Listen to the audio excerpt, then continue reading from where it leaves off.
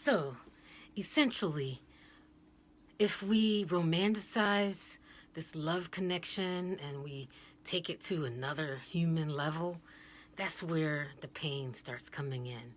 Because pain is created by our expectations. If that person, he loves me, he should love me, he should want to marry me, he should want to have children with me, he should want to, blah, blah, blah, blah, blah, blah. Well, we tend to, as humans, we tend to want to control the love and put it in a box and create little ribbons around it. But this love is totally, totally different. I mean, it's I would say, universal connection that this is not like that expectation. You meet a guy and you fall in love, he impresses you in one way or another, you feel so elated to be around him and you can't understand why doesn't want to be there. This is not it. You don't want to judge this because judgment will come back and bite you. This is more a godsend letting us know as a human race or as a human being that there's more to love than meets the eye. We are, if you do meet your twin flame, I believe that as a couple, we are meant to change the world just by that love energy connection that we have. I mean, we could touch each other's fingers and it explode throughout the whole world. You feel the love around that twin flame experience, and it's no joke. And it's not necessarily, oh, kissy, kissy, huggy, huggy, blah, blah, blah. I mean, you can go there. You can go ahead and you can have a relationship. You can probably last forever, but it cannot be based on our status quo, our human belief systems about marriage and about getting together. We could be best friends with this person, but one thing we have to do, we have to go within ourselves and find out, really, really look at ourselves and maybe take a step back. If we are in pain because that person is not doing what we want them to do or they're supposed to do, we need to go back into our human psyche and find out, why is our expectation so high? And why do you think that you deserve this person to be with you 24/7 and get married and all that kind of stuff? Because most of the time that's not it. Even though love is there, love does not necessarily mean that you have to connect with this person and hold hands and walk into the sunset necessarily. I mean, but if you do walk in the sunset with a twin flame or karmic twin, know that you're going to have to learn unconditional love of self. Because whatever comes from outside yourself and you feel that intensity within yourself, you have to go inside and find out why. And then when you find out why, you breathe through it, you accept it, you acknowledge it, and you release it. This is about release. This is about releasing our our hold on our beliefs that is so serious.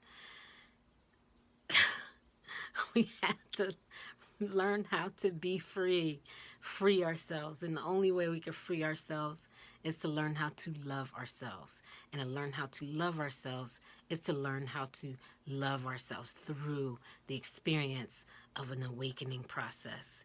And that awakening process could involve a twin flame or a karmic relationship. Now, karmic relationships, they say, oh, it's bad. Oh, my gosh, bad, run away. You never want to run away from anything. You want to basically face what you're feeling. And when you face what you're feeling, you breathe through your feeling, you accept your feeling, you take that feeling, you hold it dear, and you go through it, and you feel it within yourself. It will release. It will release itself. And then you'll realize outside of yourself, life, the world will start changing around you. even that karmic twin to start changing. It would start changing into this beautiful prince, probably, or beautiful princess. But then you can't even focus on a beautiful princess, because once you do that, you're putting that belief system out there. Oh, I got a princess now. I got a prince. Well, now you got to go back again and start all over again by removing or releasing the prince mindset, releasing the princess mindset, and just go with love of yourself. The more you love unconditionally your own true self, the more the world will change around you for the better. Now, take this into some consideration that you hear what people say, you know, well, he talked to me like that, and that's abusive, and I deserve better. Well, what do you deserve? Are you looking for? And if you are looking for it, find ways to do that for yourself without expecting it up from someone else outside yourself. Because the more you learn how to unconditionally love yourself, the more you learn how to unconditionally love others. And then when you unconditionally love others, everything they say or do will not affect you. It won't have any profound effect on you like it did before. A karmic relationship exactly is that. It's a karma that comes back to you. Not necessarily, oh, I did a bad thing, now it's going to come back to me, it's going to hurt, oh God, it's karma. No. Karmic relationship in a spiritual sense means love. Love, learning to love yourself as that other person. Just imagine whatever we did in our past, future, present, whatever, that is another person that is doing the same thing. Okay, let's say they're doing the same thing. You didn't like it when you did it.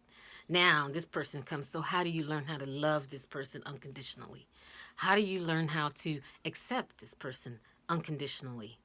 Love doesn't mean that, oh, he could just do whatever he wants and slap me around and I just love him unconditionally. No. You know, because when you go through a spiritual awakening process and the higher self brings a karmic relationship or a twin flame to you, they can never harm you. They can never harm you physically. It's kind of like what Dolores Cannon said in one of her videos. She said, I think I mentioned this before, that usually a karmic relationship, I would say a karmic relationship, but I think she was saying something else. But she said, usually if you killed somebody in your last life, you get together again in this life, you can't kill each other again. So a karmic relationship, you cannot hurt each other. Your soul will stop you from harming any part of you in a karmic relationship. Trust me. The karmic relationship is just you loving you. It's a mirror of you figuring out how to accept or how to release the pain of whatever you're feeling based on that relationship. So you have to learn how to love yourself with somebody else, so to speak. You don't have to go into get married and go into a relationship. You know, I mean, for me, I feel attached, or not attached, but a connection to a point. But it's not like an attachment. It's actually a detachment.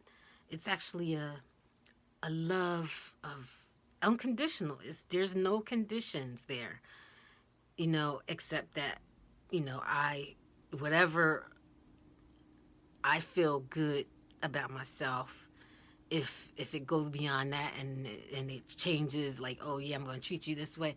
Oh no, I know my boundaries. Trust me.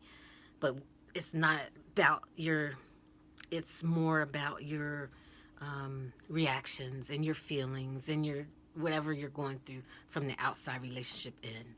So what you want to do is go in to the relationship inside yourself out. And then everything else will resonate. Everything else will come to fruition. And then you find heaven on earth. So it's a challenge to do. It's kind of like bearing your cross. in the Bible. You want to bear your cross, because sometimes you're going to feel that. You're going to feel that pain. You're going to feel like, oh my God, he's leaving me. Oh my God, I want love. I want to get married. And oh my goodness, he wants somebody else. And blah, blah, blah. We have to go into that and release and let it go. Thank you, and hope you have a great, wonderful day. Namaste.